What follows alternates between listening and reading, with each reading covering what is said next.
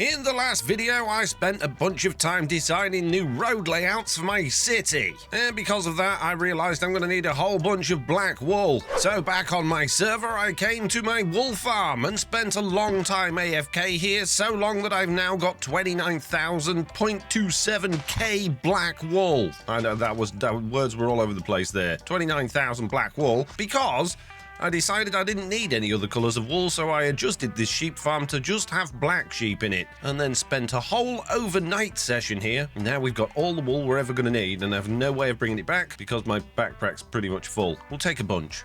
Well, I've managed to get 10,000 stuck in my backpack, so that's not a bad start. No, I don't know. Stop it. Leave me alone.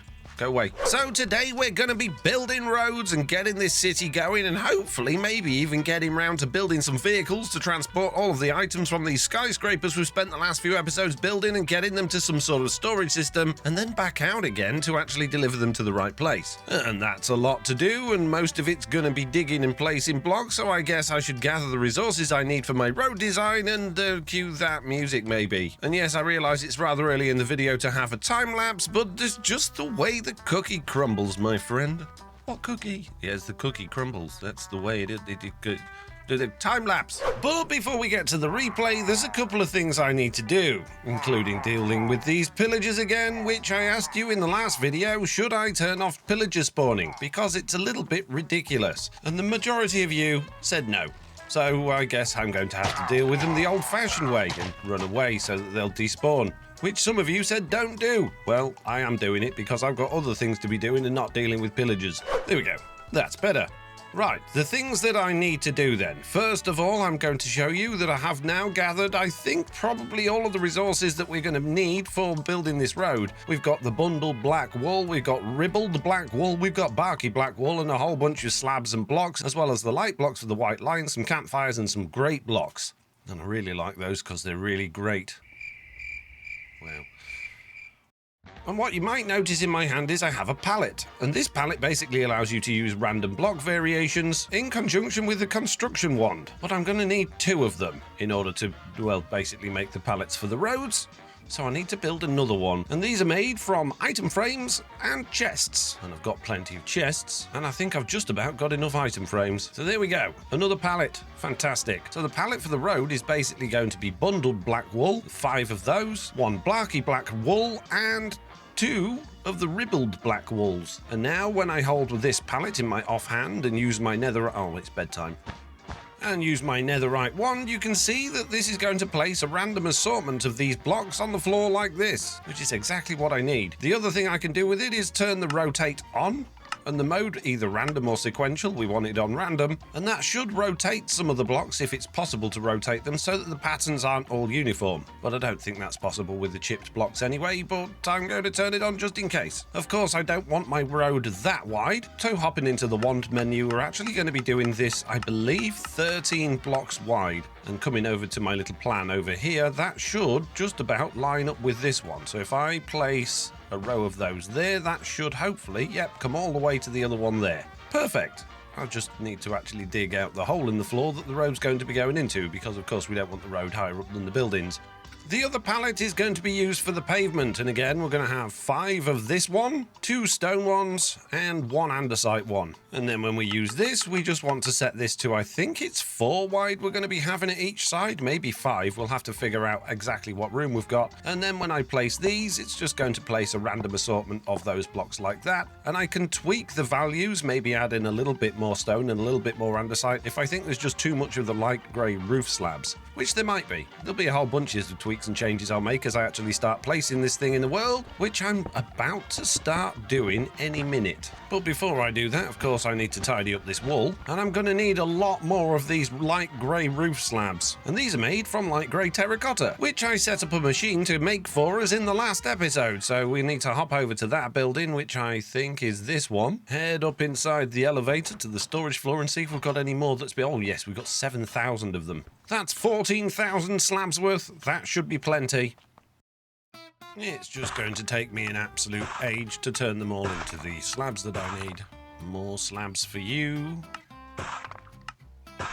And more slabs for you. Now I'll go and get some more. And make even more of them.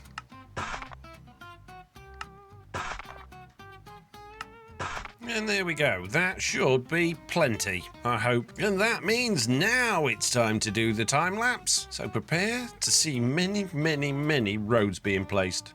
Now, before we get into this time-lapse, if you're wondering, like many of my comments have asked, why my typically flawless upload schedule has devolved into something that makes even Continental Drift look speedy, it's because for the last 7 months, there have been a lot of renovation works going on at my home, which make more racket than a creeper doing creeper things inside of a fireworks factory.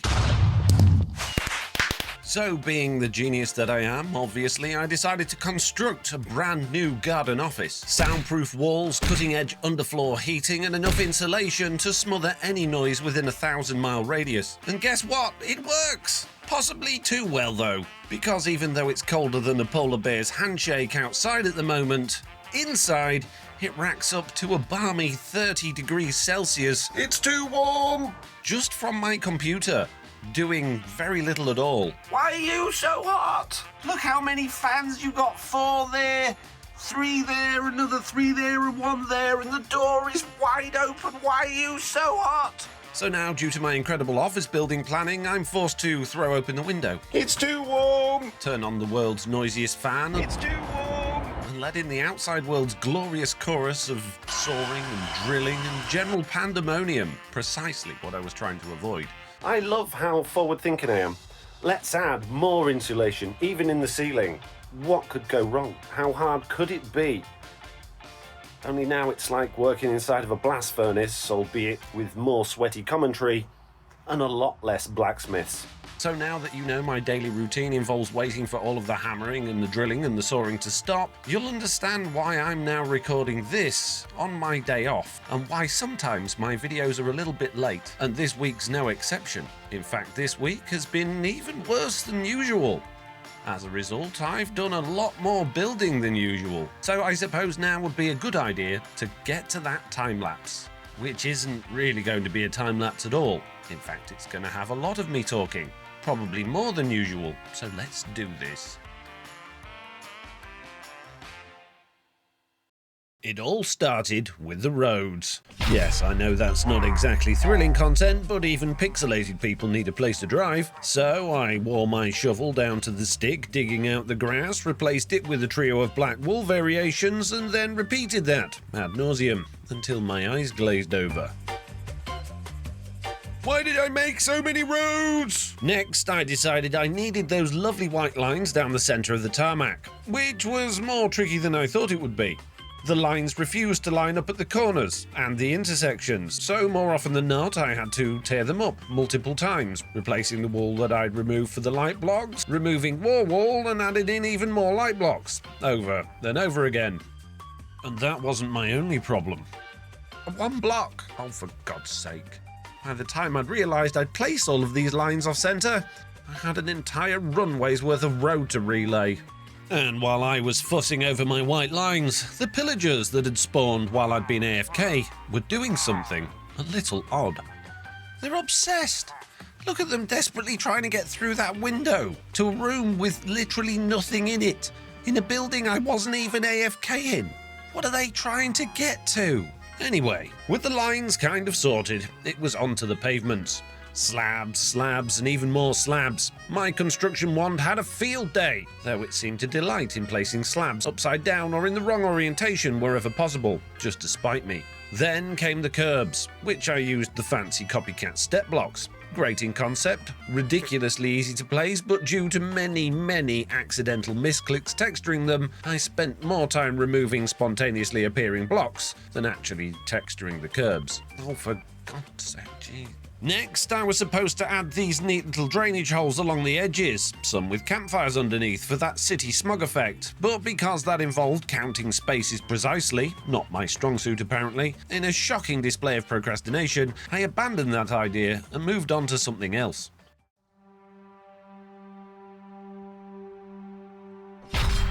In reality, the time-lapse was supposed to end at this point, and the episode was supposed to continue with me doing other things, but life said, "No, Foxy.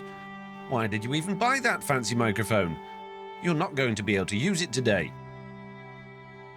That's because my real-life builder decided it was time to audition for the loudest tool on Earth competition.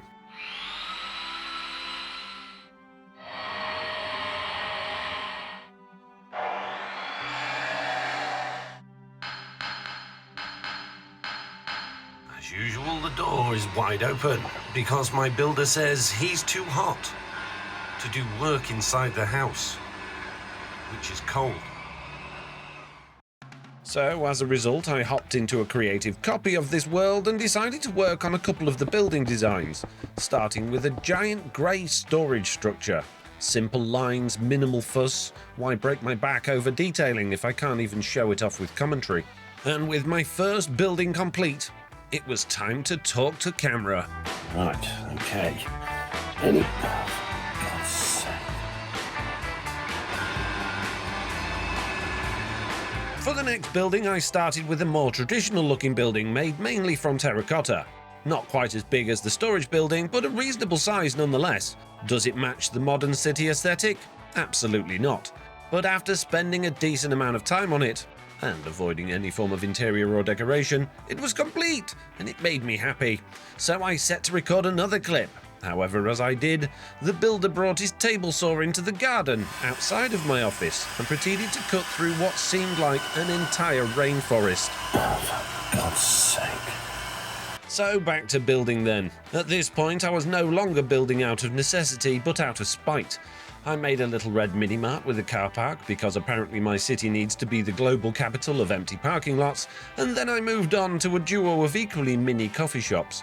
One modern and one slightly less modern, with an awning over the pavement. Neither has an interior because it was time to move on to the next building. But wait, finally the soaring man had made his way through the Amazon rainforest and was actually being quiet inside the house. Sort of. So once again I got ready to record. Yes. Good. So, I've been bit... For God's... This time, it was another man. A strimming man. God's sake. With the strimmer grunting at me through the window, I had no choice but to build more buildings. And as all good cities need somewhere to fuel your car, I built a gas station with a shop, and then moved on to a relatively small white concrete tower building with a curved light blue stained glass front. And while the gas station shop was on brand for having absolutely no interior at all, I did add simple floors to the tower, as well as leaving a hole running up the building for a future elevator.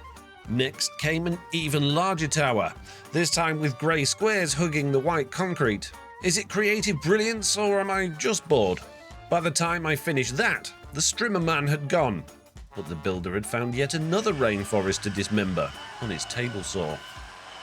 With my ear defenders, or AirPods as I like to call them, dulling the hellish screams coming from the table saw, I tried my best, most modern tower yet. However, after toiling away for hours in creative, adding walls, windows, changing the size and shape over and over again, my masterpiece with overhanging apartments ended up looking more like two dinosaurs standing back to back than resembling any sort of real architecture. Now I'm all for avant-garde design, but this was borderline prehistoric. So, deciding I wasn't very good at making towers, I took on something a little simpler. A tiny newsstand made from green concrete, featuring a couple of bookshelves on the outside to resemble magazines. This tiny building was the perfect addition to a busy modern city, where no one actually lives, and where likely, if anyone did live here, they'd probably be too modern to bother to read actual newspapers. Speaking of no one living there, of course this city would need accommodation. Sure, I had loads of towers that could theoretically house a small army, but I wanted something designated.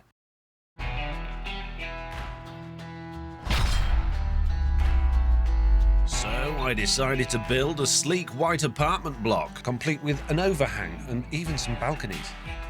The sort of apartment complex that only your finest villagers could afford. The sort of villager that sells mending books and Unbreaking 3. I don't like it. For God's sake. And this time I even did an interior. Sort of. All of the apartments have interior walls, hallways had doors with little bits over the top. Just don't look too closely at the ground floor. After spending the last few hours patiently building this new city, I was now confident that I would be able to start recording my next clip. So I made a coffee, took a small break, and prepared myself for what I was about to say. Then I looked out of the window to make sure that the soaring man wasn't soaring and the strimming man wasn't strimming. And finally, it was quiet enough to record. Let's do this. Okay. However, just as I started to speak, Oh, fuck. my alarm went off. It was time to pick Oliver up from school, which meant that was all of the Minecraft I was doing for this day. Early the following morning, I came back to the office, where there was peace. No builders were in the house making lots of noise, or outside cutting through a rainforest. No strimming man was trying to hide behind my office like he had been the day before. There was just me, and the melodic croaking of my morning voice, which wasn't suitable for camera. It was even relatively cool inside of the office, despite having left the computer on overnight, while I was AFK, collecting resources. Sadly, however, that raspy morning drawl of my voice wasn't exactly the cheerful YouTube voice everyone expects, so I kept building in creative, again. But before starting to place any blocks, I took a moment to look over what I'd done so far. And in doing that, I noticed that the city skyline still looked a tad sparse. So I cloned one of my earlier skyscrapers. Then I decided to add a lovely cherry blossom garden in front, because nothing says ultra-modern city like a tranquil pink garden in the middle of concrete chaos. For my final trick, with the window now open once again, the fan blasting slightly less hot air around the office, and the eventual knowledge that someone would soon show up to ruin my audio, I decided to take on my most time-consuming building yet. The towering behemoth. White concrete, light blue glass, and a bit of grey terracotta to define those majestic angles. Hours of planning swirling around in my overheated brain produced a skyscraper that might make even the most renowned Minecraft builders do a singular polite nod of approval. Possibly. This time I even spent time designing the floor layout inside, imagining how this oversized, overly complicated office building might actually function in the real world, and what might make working in this blinding environment of stained glass and white concrete semi-enjoyable. So now, with the majority of another real-life day gone and an impressive, mildly majestic tower dominating my city, I sat back, pleased with myself for a moment, and thought, it all looks a little bit bland.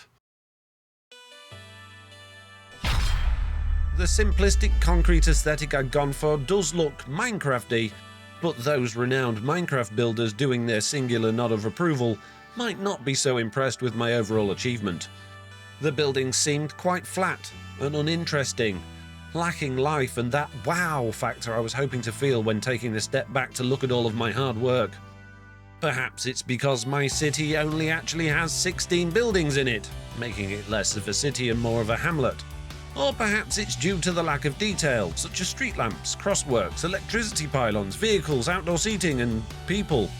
Or perhaps it's because I needed to set the time to night and enable shaders. Suddenly, what was a drab and bland place of muted colours and square edges becomes a neon paradise. Because I'd spent a good amount of my time building, adding in nigh on invisible lights around all of the interiors and exteriors of the buildings, in the dark, with shaders doing what shaders do best, my city really does shine. And it looks magnificent. Possibly, you might say, like a futuristic scene from a cyberpunk movie set in Tokyo. Maybe not. But it certainly does look good, and I'm very happy with it. That said, however, all of that shimmering glory will be totally wasted, given that I sleep through most of the Minecraft nights and I avoid shaders at all costs.